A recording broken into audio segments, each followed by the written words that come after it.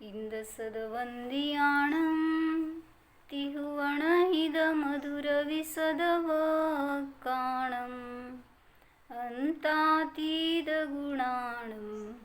नमो जिनाणं जिदभवाणं। कुंदकुंदाचार्य भगवान की जय। किशोरी काकींनी शिकवले आचार्य भगवंतांचे जय जयकार। महाराजांचे राहते महाराजांचा जय जयकार राहते आपला पहिल्यांदा तरी नाही तर शेवटी तरी करायचं। बरं, चांगलं आहे, करते ना। कसं बोला। अध्यात्म योगी वीर सागर मुनी महाराज की जय। 85मध्ये गाथा नंबर 90 बघत होतो। 91 बघू आता। अजून आकाश द्रव्याचंच वर्णन चालू आहे 3-4 गाथेंमध्ये। मध्ये चैतन्य रत्नाकर मधलं थोडं वाचून 91 नंबरची गाथा आहे। फोन बघू।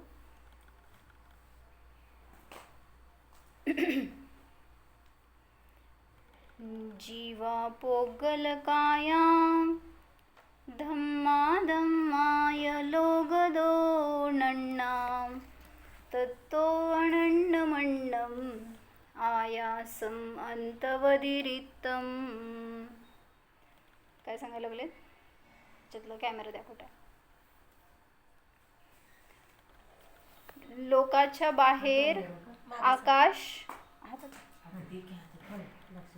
अनंत आहे असं सांगतायत।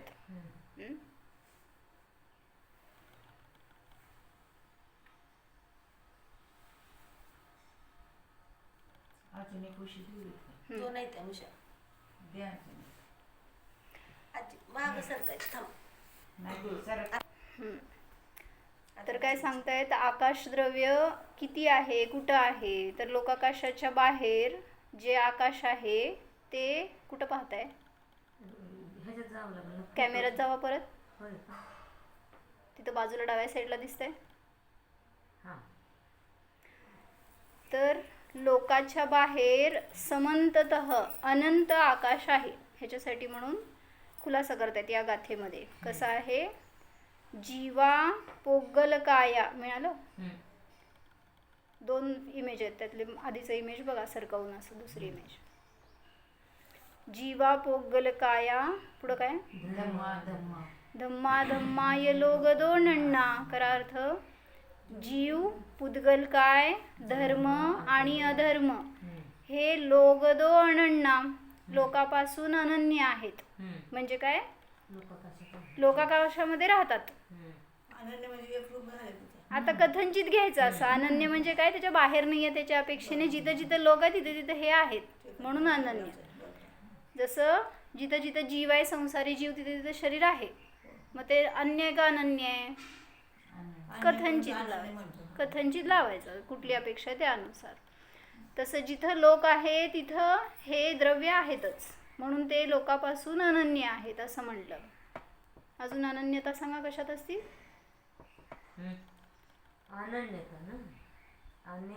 जिथं द्रव्य कर्मांचा उदय आहे तिथं, जिथं भाव कर्मांचा उदय आहे तिथं द्रव्य कर्मांचा उदय आहेच अनन्यता। आणि उलट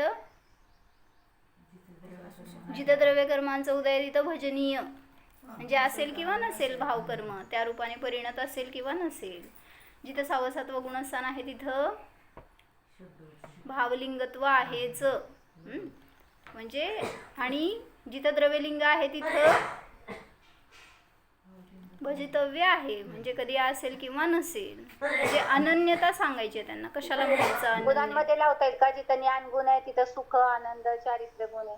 हा, म्हणजे इथं त्यांनी 2 द्रव्याचं सांगतायत ना, मग त्याच्यामध्ये अनन्यता पण आहे आणि अन्यता पण आहे असं कुठं लावू शकतो? याच्यासाठी लावलं उदाहरण समजण्यासाठी।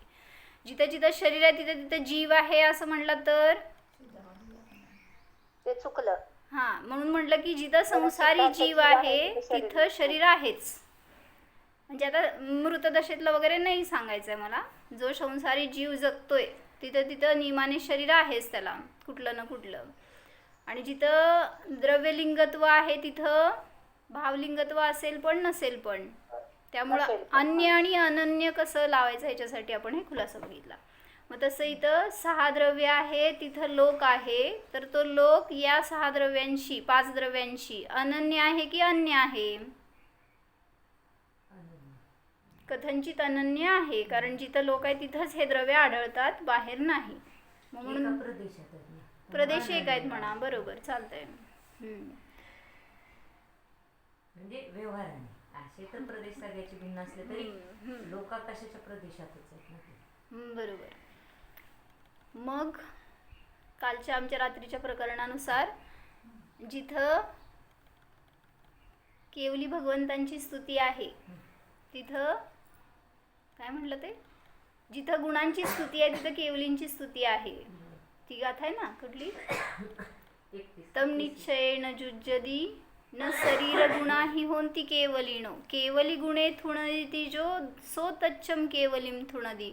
तुम्ही केवलींच्या शरीराची स्तुती कराल तर ती केवलींची स्तुती होईल पण नाही होईल पण जिथं गुणांची स्तुती करणार तिथं नियमाने स्तुती होते असं. तर जीव पुद्गल काय, धर्म अधर्म आणि लोकापासून आणि काल लोकापासून अनन्य आहे. त्या गाथेमध्ये काल शब्द आला नाही आहे, पण यमधून गर्भित करा की कालद्रव्य सुद्धा या लोकामध्ये आहेच. त्यामुळं कथनचित ते परस्परापासून अनन्य आहेत, अभिन्न आहेत. खाली टीप दिली आहे ना त्यांनी. षडद्रव्याच्या समूहाला लोक म्हणतात. वाचा जोरात. षडद्रव्याच्या समूहाला लोक म्हणतात. म्हणून आकाशासह सर्व द्रव्ये लोकाकाश लोकाच्या बाहेरही असीम आहे. कुठं कुठं वाचतं ते मधलं गेलं. खाली एकदम टीप आहे, एकदम खाली. हो तीच वाचते की अनन्याची ना. हां. षडद्रव्याच्या समूहाला लोक म्हणतात. म्हणून आकाशसह सर्व द्रव्ये लोकाशी अभिन्न सांगितली आहेत. गेले. आकाश लोकाच्या बाहेरही या अपेक्षेने ते लोकापासून अन्यही आहे. अन्यही आहे आणि अनन्यही आहे. कशापेक्षा? लोक हे अन्य सर्व द्रव्यांशी अभिन्न आहे लोकाकाशाच्याच अपेक्षेने, तेवढ्या क्षेत्राच्या प्रदेशाच्या अपेक्षेने. आणि आकाश हे लोकाच्या बाहेरही आहे, ते असीम आहे, त्यामुळं ते लोकापासून अन्यही आहे. लोकालाच सांगतात ते. हा लोक ॲक्च्युली त्यांनी 6 द्रव्याच्या समूहाला म्हणलंय, आकाशाला नाही म्हणलं. त्यामुळे लोकाकाश हा आकाशापासून अभिन्न पण आहे आणि भिन्न पण आहे. म्हणजे कुठं वर वेगळी विवक्षा घेतली, खाली वेगळी विवक्षा घेतली त्यांनी. कळलं का काय सांगितलं? परत एकदा वाचते. आकाशासह सर्व द्रव्ये लोकाशी अभिन्न सांगितली आहेत. म्हणजे 6 द्रव्य लोकाशी अभिन्न आहेत आणि 6 द्रव्ये लोकापासून अन्यही आहेत असं घ्यायला पाहिजे. मग आकाश लोकाच्या नाही, काय म्हणलं मी, 6 द्रव्ये नाही, आकाश द्रव्य लोकापासून अन्यही आहे असं घ्यायचं. म्हणजे वरती आकाश सर्व द्रव्यांशी अभिन्न आहे लोकाशी पण, आणि आकाश त्या लोकापासून अन्यही आहे. ह्याच्यापेक्षाने 2 घटवलं. गाथेवरनं काय लागतंय? पहिल्या ओळीमध्ये सांगितलं अनन्य आहेत. आता खाली तत्तो अनन्नमन्नम आयासम अंतवदिरित्तम. तत्तो म्हणजे म्हणून अमर्याद. अंतवदिरित्तम लिहिलं ना, म्हणजे ज्याला अंत नाही, अंताहून व्यतिरिक्त असणारा असा तो अनंत आकाश. तत्तो म्हणजे त्या लोकापासून अनन्नम अन्नम अनन्य आहे आणि अन्य आहे. सांगा का त्याचा अर्थ काय? त्यांना दाखवा की किशोरी का की एकटेच चाललंय मोक्षाला. अंधार पडतो त्यावर. जीवादी शेष द्रव्य आकाश सोडून शेष तेच ना. नाही, मला गाथेवरून अर्थ सांगा म्हटलं तुम्हाला. 91. हा 91. जीव पुद्गल काय, धर्म अधर्म आणि काल घ्यायचे य मध्ये. हे सर्व लोकापासून अनन्य आहेत आणि जो अंत व्यतिरिक्त आकाश आहे तो तत्व म्हणजे त्या लोकापासून अनन्य पण आहे आणि अन्न पण आहे. दोन्ही घटक. वरचं अनन्य घटवलं आणि खाली अन्य घटवलं. वरचं अनन्य कोणापासून कोण घटवलं ते सांगा. 5 द्रव्य लोकाकाशापासून अनन्य आहे. हा म्हणून अनन्य आहे. हा आणि आकाश लोकाकाशापासून अजून अन्य असीम पण आहे आहे. ना अनन्य पण आहे म्हणून ते आकाश. अन्य पण आहे. खालच्या वाक्यामध्ये आकाशाचं कथन केलंय ते अन्यही आहे अनन्यही आहे, आणि वरच्या वाक्यामध्ये लोक हे 5 द्रव्यापासून अनन्य आहे एवढंच सांगितलं. त्यामुळे ते आकाशाचं लावलं तर आपलं अर्धवट झालं असतं. वरती पहिल्या लाईनमध्ये त्यांनी लोक 5 द्रव्यापासून अनन्य आहे सांगितलं, आणि दुसऱ्या लाईनमध्ये आकाश अनन्य पण आहे अन्य पण आहे असं दोन्ही घेतलं. समजलं?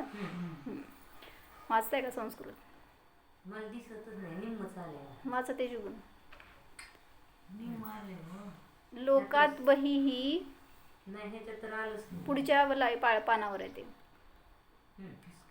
लोकात बहीही दिसत नाही.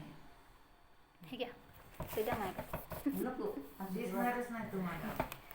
लोकात बहीही आकाश सूचनम इयम. लोकापासून बाहेर, खाली मराठीत आहे तर वाचा, आहे का? लोकाच्या बाहेर सुद्धा आकाश आहे लोक हे सूचित करतात. वाच. जीवादिनी, जीवादी शेष द्रव्ये आकाश सोडून. संस्कृत वाचायचे. जीवादिनी शेषद्रव्याणी अवधृत परिमाणत्वात लोकात अनन्यानी एव. वाचा. जीवादी शेषद्रव्ये जीवादी शेष द्रव्य आकाश सोडून शेष मर्यादित परिमाणवाले जोरात वाचा. परिमाणवाले असल्या कारणाने लोकापासून अनन्यच आहेत. लोकापासून अनन्यच आहे. आकाश अनंत असल्यामुळे लोकापासून अनन्य आणि अन्य आहे. म्हणजे 2 वेगवेगळे विवक्षेने घटवलं. पहिलं सांगितलं ते लोकाकाशाच्या अपेक्षेने सांगितलं, आणि दुसरं फक्त आकाश घेतलं. तर जीवादिनी शेषद्रव्याणी, जीवादिक जे सर्व शेषद्रव्य आहेत ते अवधृत परिमाणवाले असल्यामुळे, म्हणजे त्यांची नियत आहे, मर्यादित आहेत परिमाण. पण आकाश कसं आहे? अमर्याद आहे, अनंत प्रदेशी आहे. अवधृत परिमाणवाले असल्यामुळे लोकाहून अनन्यच आहेत. जीवादिक शेषद्रव्ये लोकाकाशापासून अनन्यच आहेत. अनंत प्रदेशी अजून कोण है?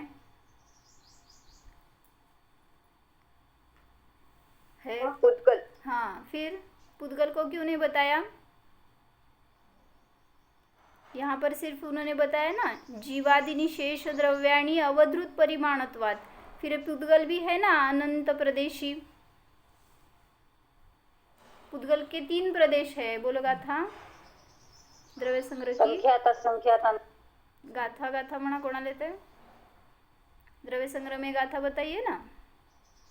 होंती असंख्या जीवे धम्माधम्मे तहेव आयासम. मुत्ते तिविह पदेसा कालस्य गुण तेण सो काओ. मुत्ते तिविह पदेसा बोला है ना वहाँ पर. पुद्गल के मूर्तिक के 3 प्रदेश होते हैं. कौन से? संख्यात, असंख्यात और अनंत. फिर अनंत प्रदेशी पुद्गल कैसे हो गए? पुद्गल, हाँ, पुद्गल तो लोकाकाश के बाहर नहीं है. फिर अनंत प्रदेशी पुद्गल क्यों बताया? अनंत परमाणुओं का स्कंद बना है, तो उन हर एक परमाणु का एक एक प्रदेश अगर काउंट करेंगे तो उसकी अपेक्षा से कितने प्रदेश है? तो अनंत प्रदेश है. भले ही वो एक प्रदेश पर होगा, वो परमाणु समझो अनंत परमाणु एक प्रदेश पर है, फिर भी उनके अनंत प्रदेश बोले जाएंगे इस विवक्षा से. तो फिर भी वो प्रदेश की अपेक्षा से अवधृत परिमाण वाला ही है. क्या बताया? अवधृत परिमाण क्यों बताया है? इसलिए मैंने ये खुलासा किया. क्यों बताया है? क्योंकि वो लोकाकाश से बाहर तो नहीं है, और अनंत प्रदेशी है तो भी मर्यादित क्षेत्र में ही है. इसलिए उसको यहाँ पर अलग से नहीं बताया. जैसे आकाश अनंत है वैसे अवधृत यानी मर्यादित, या अवधारण किया है जिसने परिमाण, ऐसा अवधृत परिमाण वाला. तो शेष सब द्रव्य अवधृत परिमाण वाले होने से लोक से अनन्य ही है, लोक से बाहर नहीं है. जो भी है वो लोकाकाश प्रमाण असंख्यात जो है उससे भी अंदर वाले असंख्यात ही है। असंख्यात के कितने भेद? असंख्यात भेद है। कौन कौन से? 3 भेद करते हैं ना? जघन्य नहीं वो नहीं। हाँ, युक्ता संख्यात, परिता संख्यात और असंख्यात असंख्यात। तो ऐसे उसके भी फिर जगन्य, मध्यम, उत्कृष्ट, ऐसे असंख्यात भेद है असंख्यात के। तो ये मैक्सिमम लो जो लोकाकाश का असंख्यात परिमाण है वो सबसे ज़्यादा परिमाण वाला, और जो बाकी के असंख्यात प्रदेश जिनके भी गिने गए हैं वो उनसे छोटे हैं। ऐसा यहाँ पे बताया है। तो जीवादिक शेष द्रव्य है वो अवधृत परिमाण वाले होने से लोक से अनन्य ही है। फिर आकाश कितना है वो आगे की लाइन में बताया है। आकाशम तु अनंतत्वात् लोकात् अनन्यत अन्यत च इति। सांगा। लेकिन आकाश कैसा है? अनंत होने से। मुझे आपको अनुमान वाक्य करके बताना है उन दोनों का। लोक से अनन्य भी है और अन्य भी है। कैसे करेंगे अनुमान वाक्य? आकाश अनन्य है, अन्य भी है। क्यों? हेतु बताओ, क्या बताया है? लोकाकाश बाहर नहीं जाता इसीलिए। हेलो, ऐकतीये। लोकाकाश बाहर नहीं जाता इसीलिए वो अनन्य है।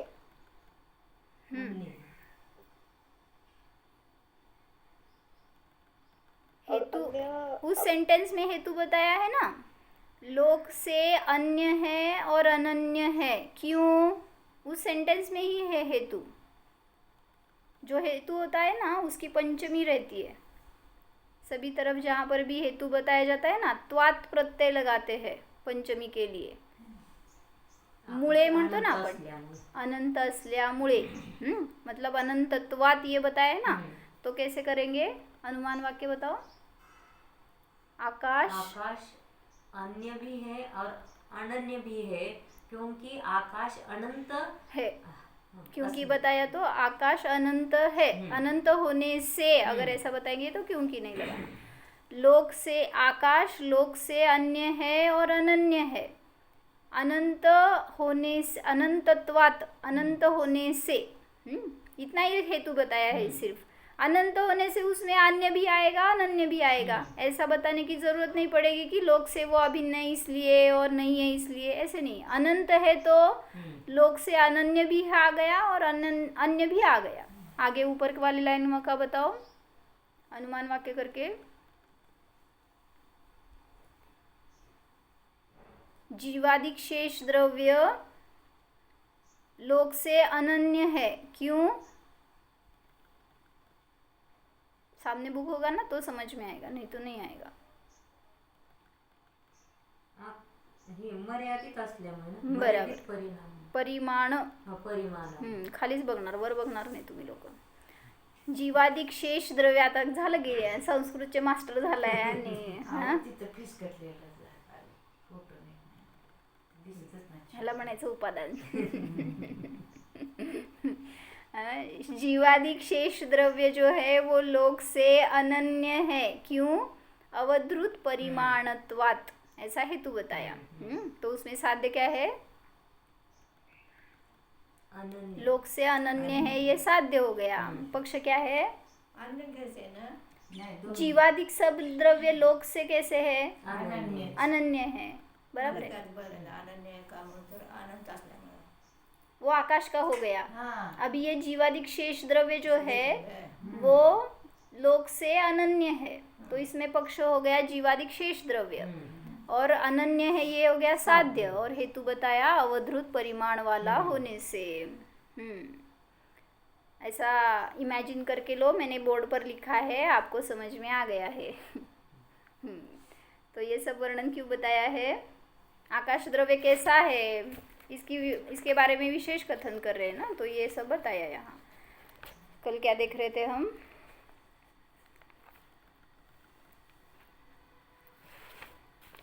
चैतन्य रत्नाकर में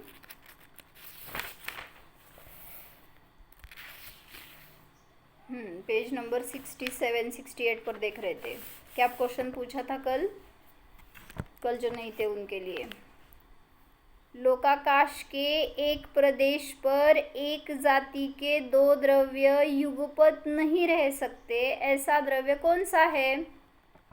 लोकाकाश में सभी को जगह देने की, व्याप्त करने की शक्ति है, लेकिन एक हाँ, सेंटेंस कैसे बताया है? फिर दो परमाणु रह सकते कि नहीं? रह सकते हैं। फिर क्यों नहीं बताया? कालाणु क्यों बताया आप? रह सकते हैं ना, पर कालाणु नहीं रह सकते। कालाणु अलग अलग रत्नों की राशि जैसे है ना, वो एक हो ही नहीं सकते। हाँ, खुद हो सकते। कौन से दो द्रव्य एक ही जाति के एक ही समय पे रह नहीं सकते? इसके लिए मतलब आकाश की असमर्थता दिखाई क्या? हाँ, आकाश का सामर्थ्य ऐसा आप बोलते हैं ना, सभी को अवगाहना देने की, लेकिन ये आकाश दो कालाणुओं को एक जगह पर युगपत अवकाश नहीं दे सकता, ऐसी उसकी सामर्थ्य नहीं है। बाकी के जो भी रह सकते हैं ना एक प्रदेश पर, तो वहाँ पर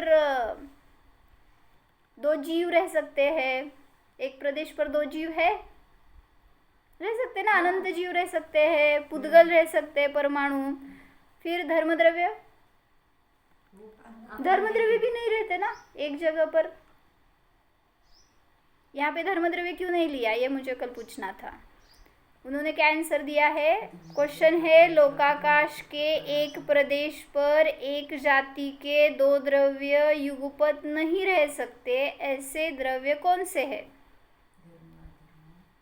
धर्मद्रव्य क्यों नहीं लिया? क्योंकि एक प्रदेश पर एक ही होगा। रहने दो ना, अखंड है, अखंड है ना तो। और हेतु अच्छे से चाहिए मुझे। एक प्रदेश पर एक जाति के दो द्रव्य क्यों नहीं? धर्मद्रव्य एकच आहे। हाँ, ऐसा बताना है। दो धर्मद्रव्य होते तो हम पॉसिबिलिटी थी, कुछ ऐसा है नहीं है, लेकिन जो असंख्यात प्रदेशी धर्मद्रव्य है उसके एक एक प्रदेश एक एक ही प्रदेश पर व्याप्त है आकाश की। ऐसे नहीं है कि दो द्रव्य नहीं हो गए, वो एक ही द्रव्य है। सभी विशेषणों पर से लगा सकते हैं।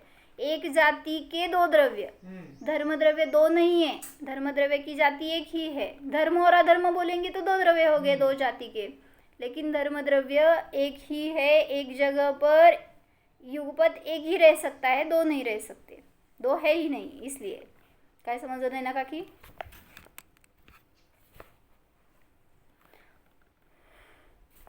अधर्मद्रव्याचं सांगा तसं, नाही माझं लक्ष नव्हतं. म्हणूनच तुम्हाला पकडलं. काय मला माहिती सांगितलं? आहे. जरा बसा की समोर म्हणजे समजतंय. सांगा दीपाली भाभी, योगिता भाभी, विद्या काकी. अखंड एक मतलब वो एक ही है, उसके बोले असंख्य प्रदेश है, लेकिन अधर्मद्रव्य एक ही है। फिर क्या सेंटेंस क्या है वो बताओ, सिद्ध क्या किया है? इसलिए वो अधर्मद्रव्य आकाश के एक प्रदेश पर दो अधर्मद्रव्य नहीं हो सकते, युगपत नहीं हो सकते। जो भी है वो द्रव्य तो एक ही है, धर्मद्रव्य अधर्मद्रव्य, आकाश द्रव्य भी एक है। लोकाकाश के ही प्रदेश की चर्चा है इसलिए। फिर क्या बताइए? इसलिए काल द्रव्य ही है जिसको आकाश द्रव्य एक जगह पर दो कालाणुओं को अवगाह देने में समर्थ नहीं है। ऐसी आकाश की असमर्थता बताई उधर, और कालाणु की वैसी योग्यता। अगर दो द्रव्य होते तो म्हणजे एका प्रदेशावर एकच कालाणू राहू शकतो. बराबर, दो होते तो परमाणु की तरह त्याची योग्यता नाही वो सांगितलं ना. कालाणु वैसा हो नहीं सकता। भूतगलासारखं राहू शकत असते तर राहू शकले असते, पण कालाणूचीच ही नहीं योग्यता ना, नहीं ना, क्यों नहीं रह सकते? ये तो अगर कुछ नहीं। कालाणु एक प्रदेशी होता तो ये हो सकता था। कालाणु एक प्रदेशी ही है। हाँ, कालाणु कितने प्रदेशी? एक प्रदेशी। फिर अगर आकाश के एक प्रदेश पर दो कालाणु होते तो क्या आपत्ति आती? एक प्रदेशी है इसलिए एक ही स्वतंत्र ही। क्या आपत्ति आती? हाँ हाँ, सिद्धांत गलत हो जाता ना कि रत्नों की राशि जैसे काल जगह अलग अलग बताया। और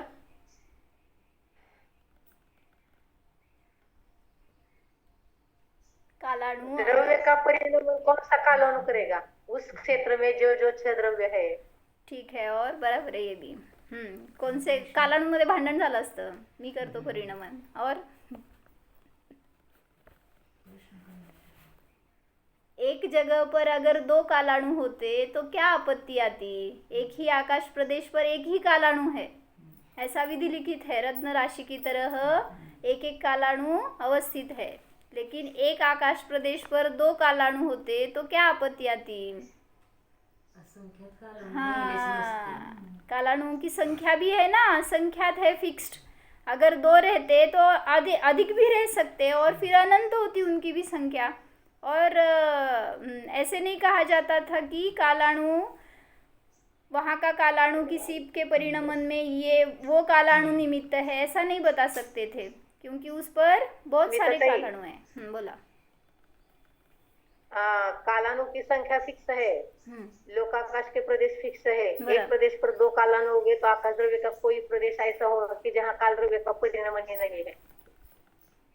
ठीक है, ऐसा भी हो अगर सकता है एक कालाणु प्रदेश में दो कालाणु हाँ. है तो कालाणु तो असंख्यात है. बराबर. ओके, ये भी एक पॉइंट हो गया. क्या मतलब व्यू लेकिन देखो ना, अगर अलग ऐसे अलग. कहेंगे दीदी तो फिर जो आकाश लोकाकाश के बाहर है उसमें भी परिणमन तो हो रहा है. हाँ. फिर वहां पे ये गलत होता है थोड़ा सा. क्या क्या? लगेगा कि जैसे लोकाकाश के बाहर जो आकाश है, बराबर. अलोकाकाश में भी परिणमन हो रहा है, वहां पे कालद्रव्य नहीं है, लेकिन यहाँ पे जो कालद्रव्य है वो उसके लिए निमित्त है, ऐसा बोलते हैं ना. बराबर है. मतलब उसके लिए जरूरी नहीं है ऐसा. बराबर है. फिर क्वेश्चन क्या है? उन्होंने जो तर्क दिया था ना अभी कि कालाणु एक ही जगह पे दो रहेंगे तो आकाश के एक प्रदेश पे जहाँ पे कालाणु नहीं रहेगा वहां पे परिणमन नहीं हो सकता. नहीं नहीं नहीं नहीं, वैसे नहीं, संख्या की अपेक्षा से बोला उन्होंने कि अगर काल द्रव्य की संख्या असंख्यात ही है कालाणुओं की, तो असंख्यात में से दो कालाणु समझो एक प्रदेश पर आ गए तो एक प्रदेश ऐसा होगा जो कालाणु से रिक्त रहेगा. पता चला क्या बताना है? लोकाकाश के प्रदेश कितने? असंख्यात. और कालाणु कितने हैं? असंख्यात. तो अगर एक प्रदेश पर समझो 5 कालाणु आ गए तो 4 प्रदेश एम्प्टी रह जाएंगे, तो वहाँ पर कालाणु नहीं है ऐसा बोलना पड़ेगा. अगर उनकी संख्या नियत है असंख्यात तो. मतलब मैंने अलग अँगल से देखा, उन्होंने अलग अँगल से. तेजू भाभी काय कळलं सांगा. पण त्यांचा प्रश्न तसा नाही. त्यांचा प्रश्न काय आहे माहितीये का, की आकाश द्रव्य नाही, त्यांचा प्रश्न आहे की ते कालाणू जरी रिकामे असतील तर तिथलं परिणाम होणार की असं संख्याच्या अपेक्षेने फरक पडतो ह्याच्यासाठी. म्हणजे प्रदेश रिकामे राहतील ते. म्हणून जर असंख्यातच संख्या फिक्स्ड आहे कालाणूंची तर तुम्ही इकडचे तिकडचे गोळा करून एकत्र ठेवल्यासारखं झालं आणि बाकीच्या सगळ्या प्रदेशांमध्ये ते रिकामं राहील. कालाणु से वो रहित रहेंगे वो प्रदेश. परिणमन नहीं होगा ये नहीं बताना है मुझे. लोकाकाश का और अलोकाकाश का परिणमन एक ही कालाणु से हो सकता है. कल हमने लास्ट में क्वेश्चन पूछा था, बताओ क्या क्वेश्चन था? आपके प्रदेश कितने हैं?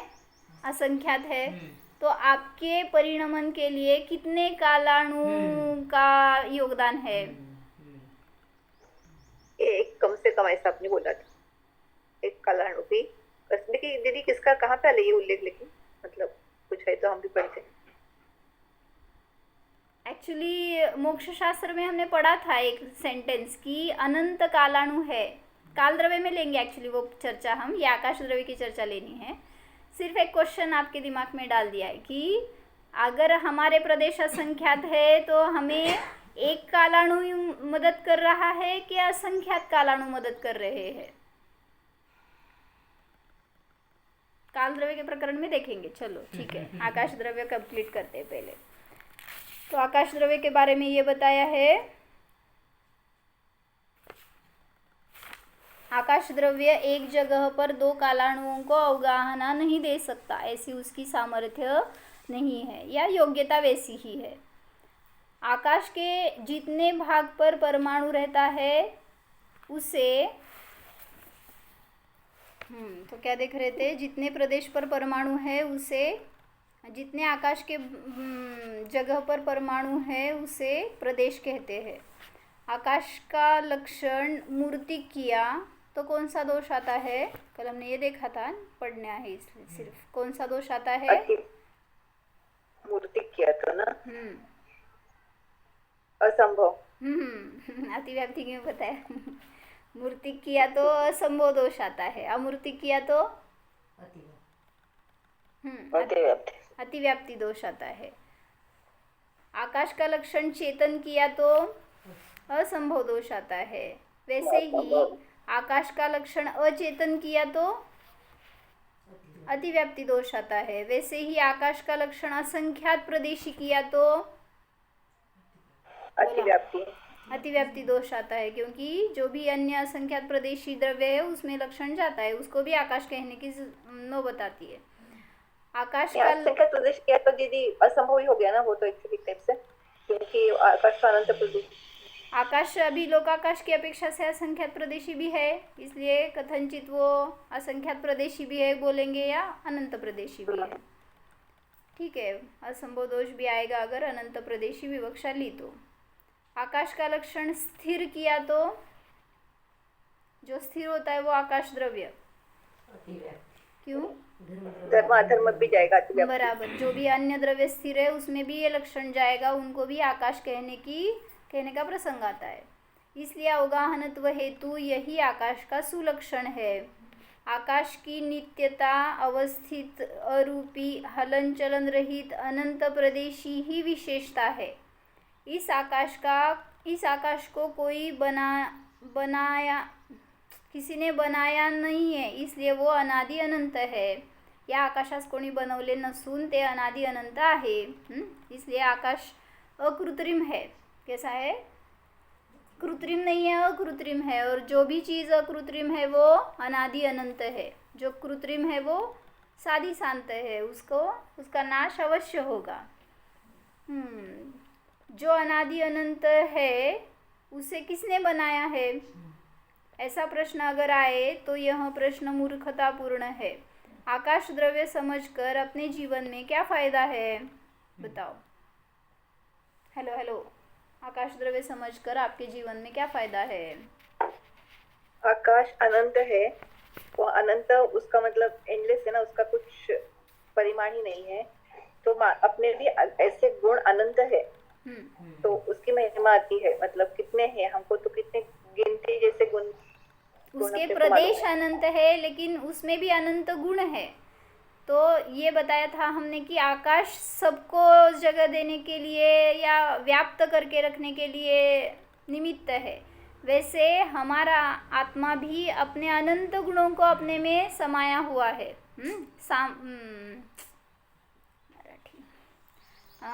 सगळे अनंत गुण या आत्म्यामध्ये सामावू शकतात। जसं अन्य द्रव्य तर अन्य द्रव्यामध्ये जात नाहीत। एक द्रव्य दुसऱ्या द्रव्यामध्ये जात नाहीत। कुठं सांगितलं असं? प्रत्येक द्रव्याचे प्रदेश स्वतंत्र असतात, ते परस्परामध्ये प्रवेश करत नाहीत। अगुरु लघुत्व गुण। ठीक है, अगुरु लघुत्व गुण। एक द्रव्य दूसरे द्रव्यों को उत्पन्न नहीं करता, ग्रहण नहीं करता, परिणमन नहीं करता। कहाँ बताया है? समय 76, 77, 78 और 79 गाथा है समयसार की। नवी परिणमती न गिणनदी उपज्यति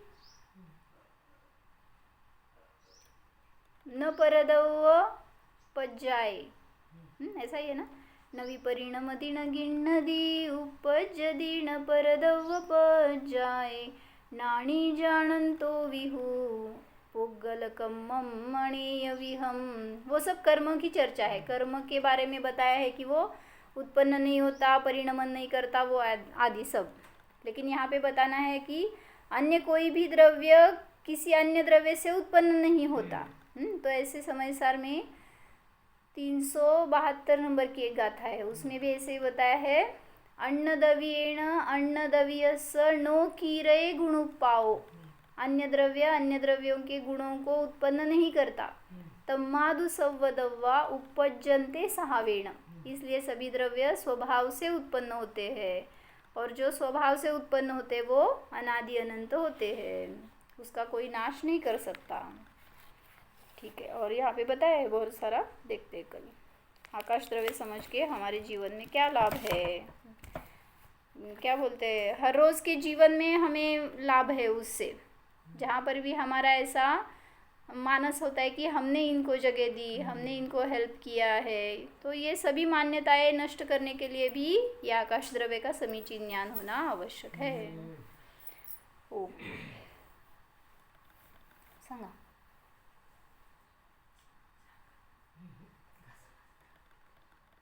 ओम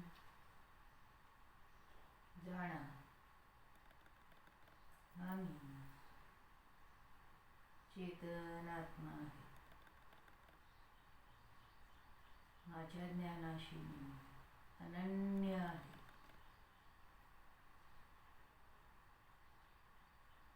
माझ्या ज्ञानाची अर्थात चैतन्याची अनंतानंत असीम आकाशापेक्षा एका ज्ञान पर्यायामध्ये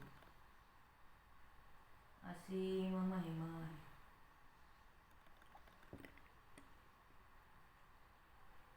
आणि असे माझ्याजवळ अनंत गुण आहे. याचा हा मी धनी. अनुभवा, जाणा. हा शब्द जो ऐकत आहे त्या जाणणाऱ्याला जाणा.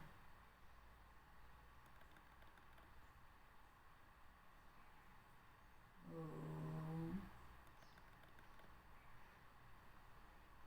मी आहे, आहे, आहे.